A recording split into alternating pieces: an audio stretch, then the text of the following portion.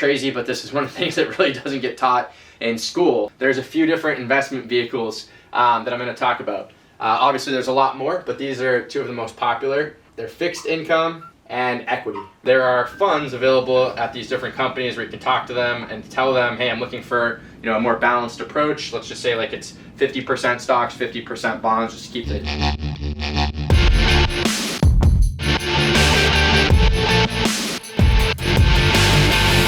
Hey, this is Rick Vaza and this is the Drive Podcast. Today we're going to be doing a little personal finance. So this morning I actually had a team meeting. It's kind of one of the exciting things that we're doing now with our group, covering how to invest. It's a really exciting time. Guys are working really hard. They're starting to build some savings and they're interested in figuring out how do I put that money to work, which is crazy, but this is one of the things that really doesn't get taught in school. So we went through this morning some of the different risk reward profiles and different ways to get that money working. I wanted to share that out with the rest of the team, and then hopefully the viewers find this helpful as well. So let's dive right in. So first thing that you're looking at when it comes to investing, I mentioned there's a risk reward profile that most people are going to be working through. Okay, so if we think of a scale of 0 to 10, just kind of keep things easy. A lot of this is based on time horizon and then the potential riskiness of the investment, which is going to drive the expected reward that we get. So if you think of like your typical checking account or bank, savings account, typically you're going to be here on that 0 spectrum, right? You go to sleep, your checking account has $100. You wake up the next day, it has $100. Maybe over the course of the year, you get a little bit of interest along the way, but there's really no risk of that losing value the following day. Right? On the other end of the extreme, you could have, an individual stock. Take like, an Amazon, for example, over the last 10 years, where it's kind of been a crazy roller coaster of a ride, but over that long time horizon, it's added a ton of value, right? So you have these two like very different extremes showcasing that. Now, typically speaking, there's a few different investment vehicles that I'm going to talk about. Obviously, there's a lot more, but these are two of the most popular, and they're fixed income and equity. Now, because finance is super complicated, like both of those have pretty much 8 different names that could be used interchangeably. You can hear this as like bonds, CDs. There's all different types of fixed income within here. Equity is commonly going to be referred to as stocks. But these are the primary ones we'll talk through, and I'll kind of explain how they both work as far as the investments themselves go. So let's start with fixed income. Let's just use a basic one, which is CDs, which a lot of people are familiar with. Most of fixed income has similar components anyway, so it's a good analogy to use for the other ones as well. But essentially what you're doing with fixed income, you are lending someone, whether it's a bank, another person, doesn't really matter, but you are lending money, or giving them money in that case, and then there are going to be interest payments along the way, and then at the end of whatever term that is, that money that you lent is typically coming back, right? So perfect example is the bank CD, and when we think about this risk reward timeline, there's usually some sort of interest rate involved. So let's say in this case, we got like a 3% rate, and that's as long as we keep it in there for 5 years.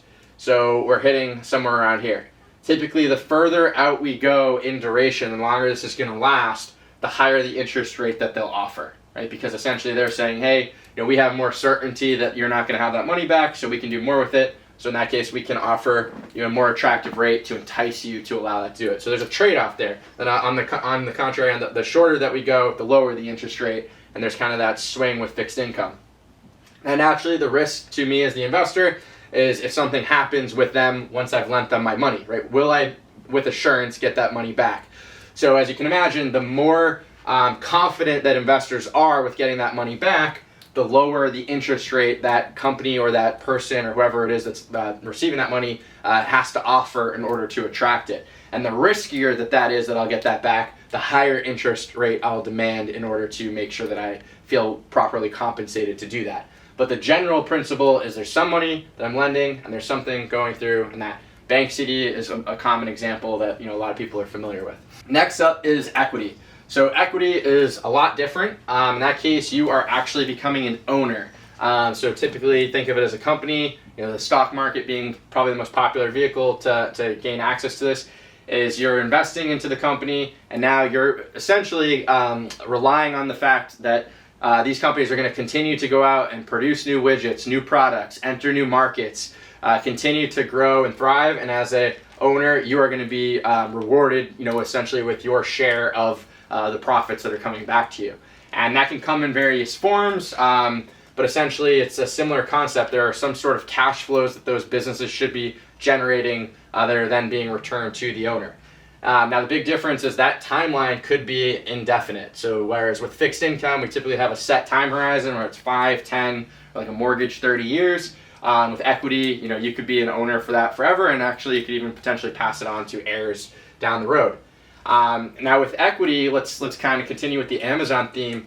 A big difference is typically, if you think of this like kind of risk reward profile, we could go back to the .com era. You have this boom coming up, the bubble bursts, kind of drops back down. You got all the craziness of like the 2000s. We've had the 2008 recession again. Things jump back up.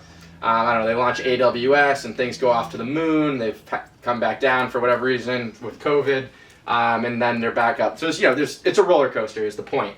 And that in the long run is super attractive. Obviously, the returns have been tremendous, and we're picking a very rosy example, right? There's plenty of companies that maybe haven't done that. But the reason I like highlighting Amazon is just to showcase how difficult this would be if you are not able to. Like, one, it's easy to Monday morning quarterback, right? Be like, oh yeah, of course that was a great investment. But for all of these, there are plenty that didn't, come back up and shoot up. But also, think of how hard that is as you're going through that. In certain periods, you're seeing your money lose value by 50% or so. So that can be really challenging, honestly, from a psychological standpoint, and it's frankly not even just a very savvy move to have all of your eggs in one basket. So what's been developed is mutual funds, as well as exchange traded funds. So they're very synonymous, so for the sake, I'm just going to use the mutual funds example. But what I like to describe these as is essentially like a shopping cart. So if you think about it, what you're doing in this case, as we talked about, the single stock position being very risky.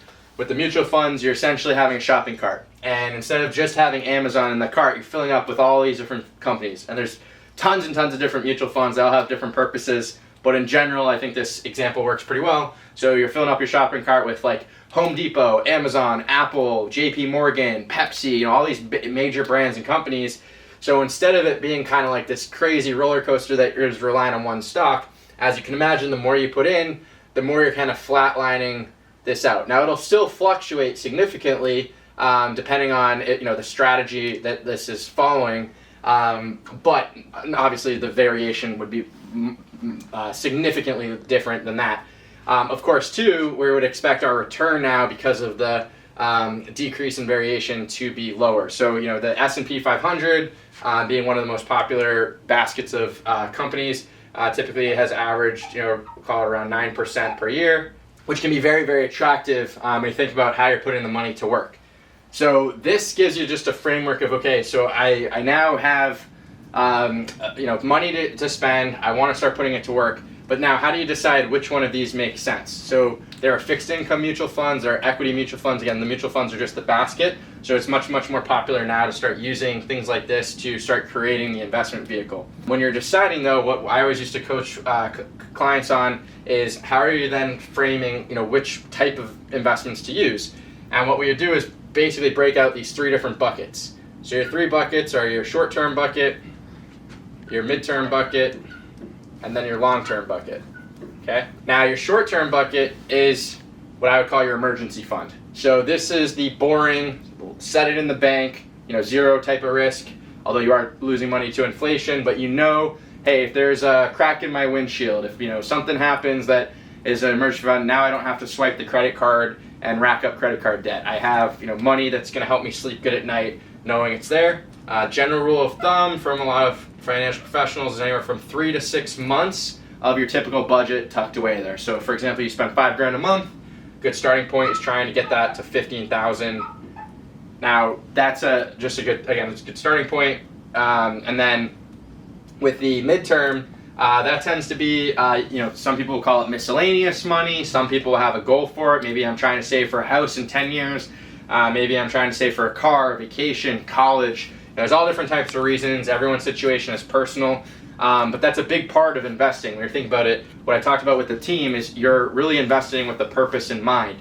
And if you're not, I mean, it can just automatically fall into long term, and we're going to try to grow this as best we can. But the last thing you would want to do is, if you have a goal 3 years away, put it into the most aggressive thing that has a long term time horizon associated with it, and then you potentially have lost money, and now 3 years has come and you don't have the funds available anymore. So aligning your goals is really, really important with how you decide where these two buckets then fall. But these are typically going to be your individual non-retirement accounts.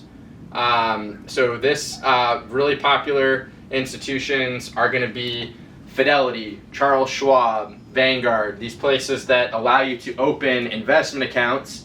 And the beautiful thing about those accounts is you still have access to the money, so it's not like a retirement account where your money's locked away, but it's a lot better because you're able to put the money to work. So rather than just sitting in your checking account earning you zero, you can start to utilize things like mutual funds to get the money invested and start growing. Now in the long-term bucket, you typically have things like a 401k or an IRA if you don't have a 401k, or maybe even you have both. But these are retirement related. So there's typically going to be some sort of trade-off. The government's basically saying, hey, we're going to give you some tax advantages with these vehicles, but for you, in order to do that, you can't touch this money for a long period of time, close to like 70 years old, for example. So you're kind of balancing now these two things of, okay, how much am I planning to save for later? And then how much do I still need access to, but I don't necessarily have the same type of tax incentives associated with this vehicle. And again, it's always a trade-off. They're always, that's the thing with finance, it's kind of always this balancing act, and obviously each person's situation is different. But when you get here, at that point, then you're figuring out, okay, so if these are my long-term, investments, a really popular vehicle, which most of our team uses, are target date funds. So these are the funds that essentially set up, they're associated with your age. So their risk profile, it's kind of a set it and forget it, where you put the money in, and it, especially if you're young, it's kind of pedal to the metal. We're going to be really aggressive to try to grow this as best we can because we know that you're not going to be touching this for a really long time. So that's a very popular type of vehicle. They usually have like a year associated at the end of it. In this case, maybe you're looking for I was talking to my team about this, like, hey, maybe you're looking for something more 5 to 7 years away. So you want to grow it, but you also can't necessarily risk like a huge drop in it. So maybe there's something that's more of a balanced approach that we're looking at. So kind of like a 5 on the scale. There are funds available at these different companies where you can talk to them and tell them, hey, I'm looking for a more balanced approach. Let's just say like it's 50% stocks, 50% bonds, just to keep the example easy. And they'll be able to help you choose which mutual fund fits that profile